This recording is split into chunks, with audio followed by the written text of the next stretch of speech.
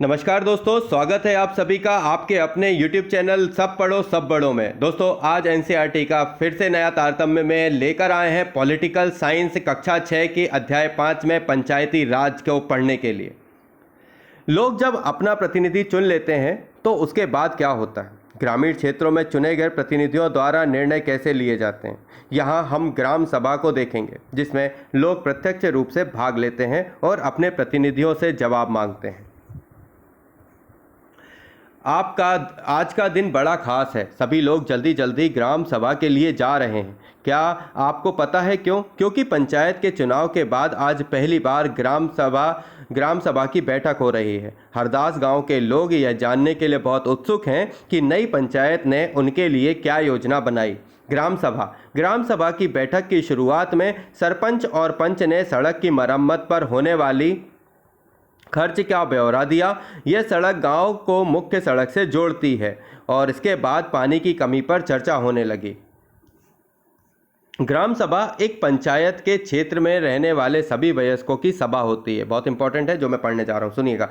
ग्राम सभा एक पंचायत के क्षेत्र में रहने वाले सभी वयस्कों की सभा होती है। हो सकता है कि इसमें सिर्फ एक गांव हो या एक से ज़्यादा, जैसा कि इस उदाहरण में दिया गया है। कई राज्यों में हर गांव की ग्राम सभा की बैठक अलग होती है और कोई भी व्यक्ति जिसकी उम्र 18 वर्ष या उससे ज़्यादा हो जिसे वोट देने का अधिकार प्राप्त हो, जिसका नाम गांव की मतदाता सूची में हो, वह ग्राम सभा का सदस्य होता है। एक ग्राम पंचायत कई वार्डों यानी कि छोटे क्षेत्रों में बटी हुई होती है। प्रत्येक वार्ड अपना प्रतिनिधि चुनता है, जो वार्ड पंच के नाम से जाना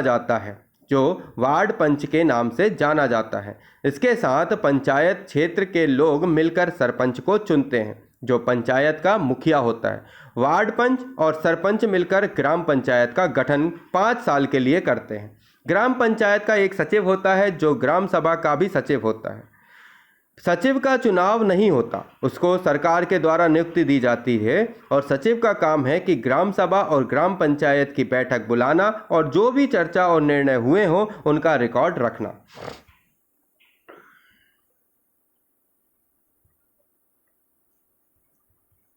गांव में रहने वाली तीजिया ने बोलना शुरू किया। हरदास गांव में पानी की कमी की समस्या बहुत बढ़ गई है। हैंडपंपों का पानी जमीन में बहुत नीचे चला गया है। मुश्किल से हैंडपंप में थोड़ा बहुत पानी आता है। औरतों को 3 किलोमीटर दूर सुरु नदी के पानी लेने जाना पड़ता है। एक सदस्य ने सुझाव दिया कि सुरु नदी का पानी पाइप से लाकर गांव में एक बड़ी सी टंकी में भरवा लेते हैं, उससे पानी की आपूर्ति हो जाएगी। लेकिन दूसरे को लगा कि यह बहुत महंगा पड़ सकता है। उन्होंने कहा कि इस साल के लिए हैंडपंप और गहरे कर लेते हैं और कुओं को साफ कर लेते हैं। तीजिया ने कहा, इतने से तो काम नहीं चलेगा, हमें कुछ पक्की व्यवस्था करनी पड़ेगी, क्योंकि हर साल पानी का स्तर नीचे ही गिरता जा रहा है। जितना पानी जमीन में रिस के जाता है, हम उससे ज़्यादा उपयोग करते हैं। ग्राम सभा के एक दूसरे सदस्य अनवर ने तब सबको बताया कि उसने महाराष्ट्र के एक गांव में पानी संरक्षण के नए तरीके देखे हैं। वह उस गांव में अपने भाई से मिलने गया था। उसको जल संवर्धन विकास कार्यक्रम वाटरशेड कहते हैं। उसने सुना था कि सरकार ने इसके लिए पैसा भी दिया था और उसके भाई के गांव में लोगों ने पेड़ लगाए थे, नालों पर चेक डैम यानी छोटे छोटे बांध बनाए थे और टंकियां बनाई थी। सबको अनवर का यह विचार बड़ा अच्छा लगा और सबने ग्राम पंचायत को इसके बारे में पता करने के लिए कहा। ग्राम सभा क्या होती है? ग्राम सभा की बैठक में अब तक कौन सी समस्या पर चर्चा हो चुकी थी, उनके किस तरह के हल सुझाए गए। ग्राम सभा में चर्चा के लिए अगला मुद्दा था गरीबी रेखा के नीचे आने वाले लोगों की सूची पर स्वीकृति लेना। जैसे ही सूची पे दर्ज नाम पड़ने शुरू किए गए, लोगों के बीच खुसर पुसर होने लगी। नटवर ने हाल ही में तो एक रंगीन टेलीविज़न खरीदा है और उसके बेटे ने एक नई मोटरसाइकिल भी भेजी है। वह गरीबी रेखा के नीचे कैसे हो सकता है? सूरजमल ने अपने पास बैठे आदमी से धीरे से कहा। सरोज ने सूखी बाई से कहा, बिरजू का नाम इस सूची में कैसे आ गया? उसके पास तो इतनी जमीन है। इसी सूची में तो सिर्फ गरीब लोग होने चाहिए। ओम प्रकाश एक मजदूर है, उसके पास बिल्कुल जमीन नहीं है। वह मुश्किल से अपना गुजारा चला पाता है, पर उसका नाम इस सूची में नहीं है। सूखी भाई ने कहा, तुम्हें तो पता ही है कि नटवर और बिरजू अमीर चंद के दोस्त हैं। अब अमीर चंद को कौन कुछ बोल सकता है? अमीर चंद पहले गांव का जमींदार था और अब भी वह सारी जमीन का मालिक है, लेकिन हमें ओम प्रकाश का नाम तो सूची में डलवाना ही चाहिए।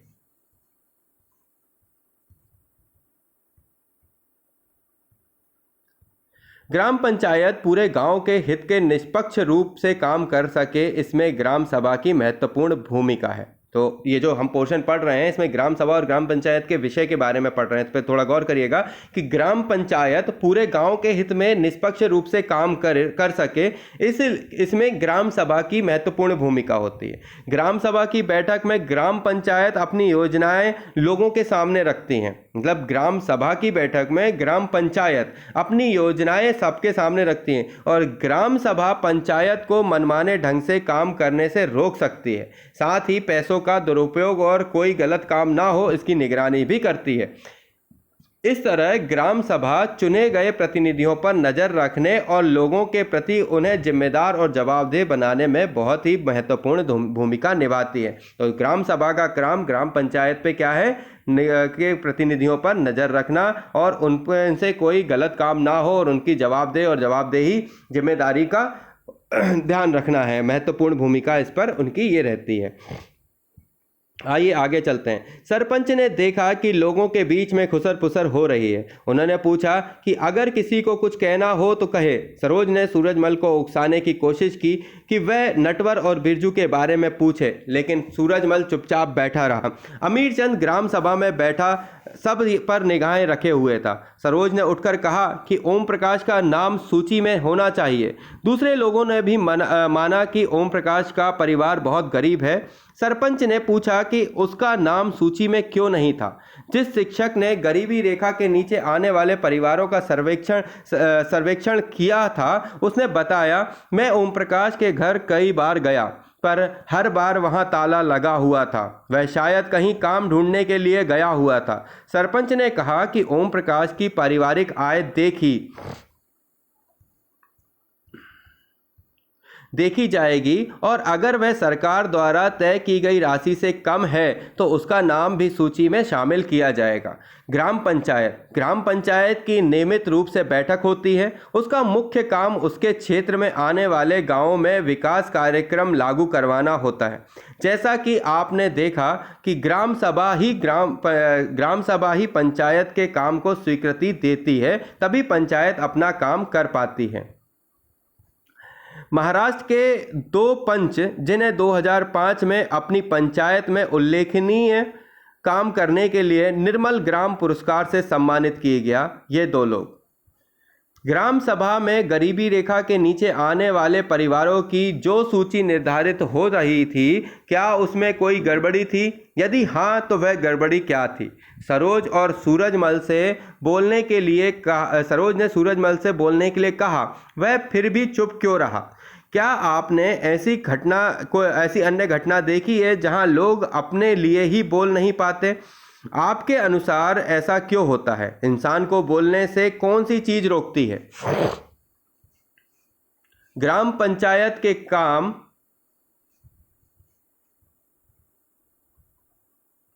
ग्राम पंचायत की नियमित रूप से बैठक होती है। उसका मुख्य काम उसके क्षेत्र में आने वाले गांव में विकास कार्यक्रम लागू करवाना होता है। जैसे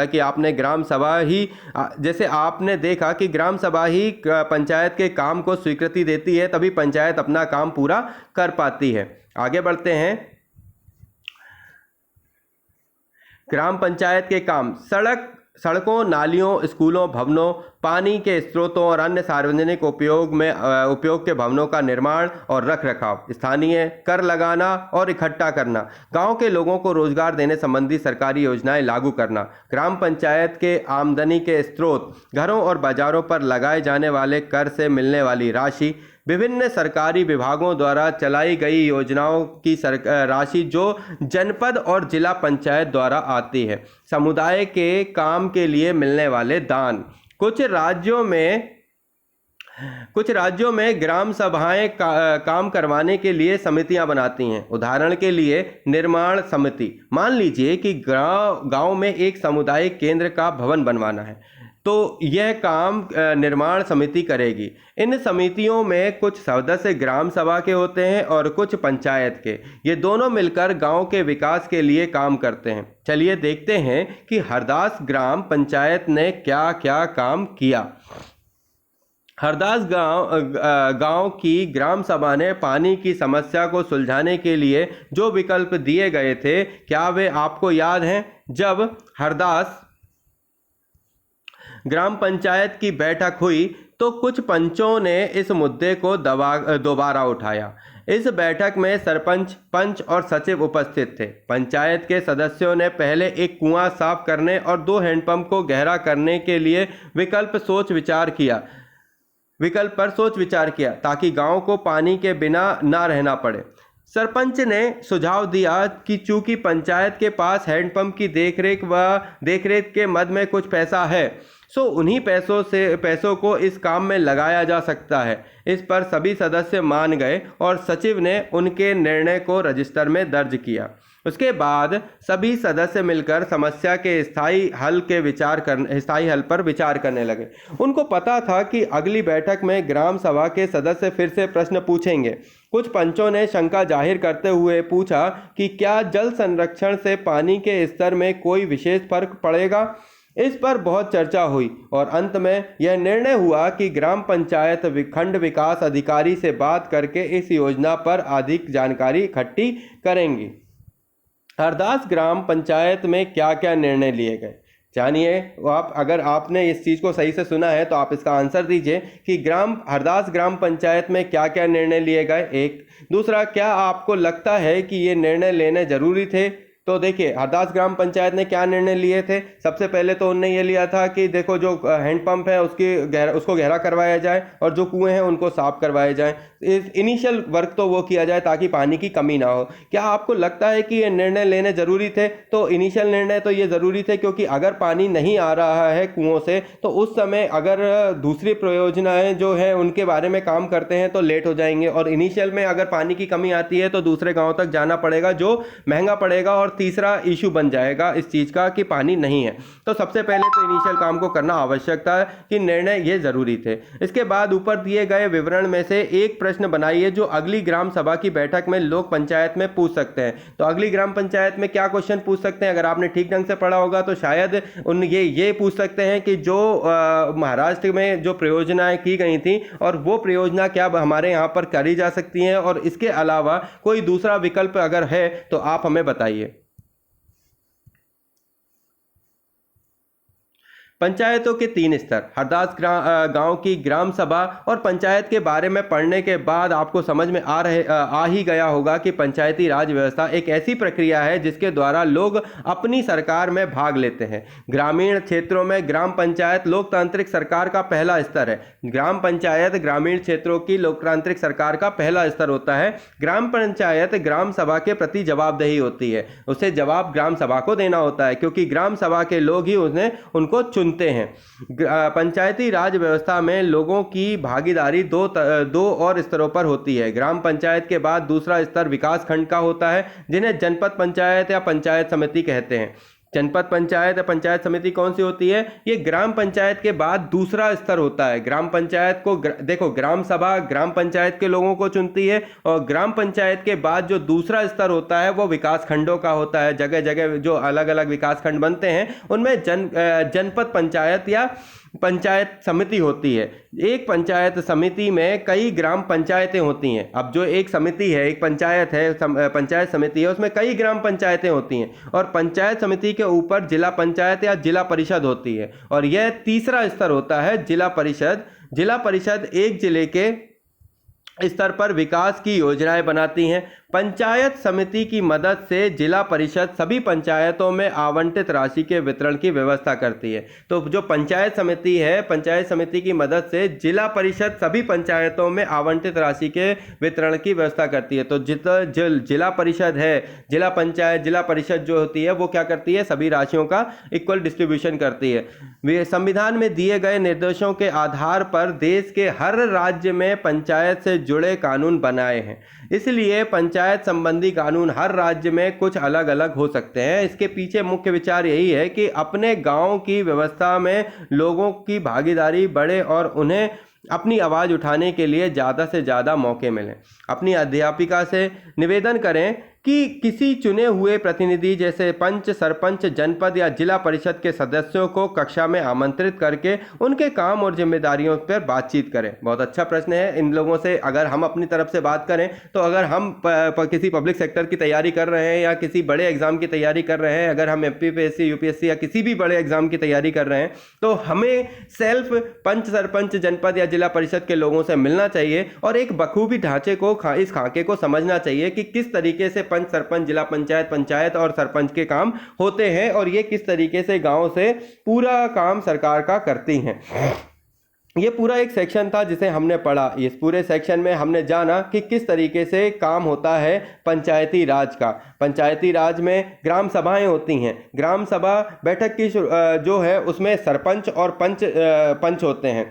ग्राम सभा जो होती है वो क्या करती है, ग्राम पंचायत का चुनाव करती है। ग्राम सभा एक पंचायत के क्षेत्र में रहने वाले सभी वयस्कों की होती है, मतलब जो लोग एक पंचायत के क्षेत्र में रहने वाले होते हैं उन सभी की होती है और हो सकता है कि सिर्फ एक गांव या शहर की होती हो। इसके अलावा हमने पढ़ा कि जो ग्राम पंचायत जो के कई वार्ड में बटी होती है, ग्राम पंचायत क्या होती है, कई वार्डों में बटी हुई होती है, उसमें सरपंच पंच मिलते हैं। पंचायतों से आगे बढ़े तो हमने इसमें बहुत सारी चीज़ों के इशू जो सुने। ग्राम सभाएं जो हैं आपस में चर्चा करके अपना जो गांव है उस गांव के इशू को सामने रखती हैं। ग्राम पंचायत जो होती है वो ग्राम सभा के प्रति उत्तरदायी होती है। पूरा जो कार्य विवरण है वो हमने देखा। ग्राम पंचायत का काम, ग्राम सभा का काम, पंचायती राज का, जिला परिषद का काम, पंचायत के 3 स्तर हमने देखे। उन 3 स्तरों पर हमने चर्चा करी और भी बहुत सारी चीज़ें हमने इस पूरे चैप्टर में पढ़ी। इस चैप्टर से जुड़ी हुई अन्य जानकारी अगर आपको मिलती है तो आप हमें कमेंट बॉक्स में कमेंट कर बताएं। इस चैप्टर को बहुत अच्छे से पढ़ें। इस पर जो क्वेश्चन उठता है वो बेसिकली रिटन में, मेंस के क्वेश्चन में उठता है और यहाँ का जो क्षेत्र, ये जो सेक्शन है इसकी जो अगर आप मतलब आप राइटिंग पर ज़्यादा जोर देते हैं तो लैंग्वेज आप पकड़ कर चलिए। यही लैंग्वेज आपको वहाँ यूज़ करनी होती है क्योंकि एनसीईआरटी से अच्छा कोई लैंग्वेज यूज़ नहीं किया जा सकता रिटन में। तो दोस्तों मेरे साथ, मेरे चैनल के साथ और हमारे साथ बने रहिए। हम इसी तरीके से इसी क्रम को जारी रखेंगे और एनसीईआरटी के पूरे सेक्शनों को कंप्लीट करेंगे। जब तक कुछ खास नया नहीं है, दीजिए इजाज़त। जय हिंद, जय भारत। थैंक यू दोस्तों।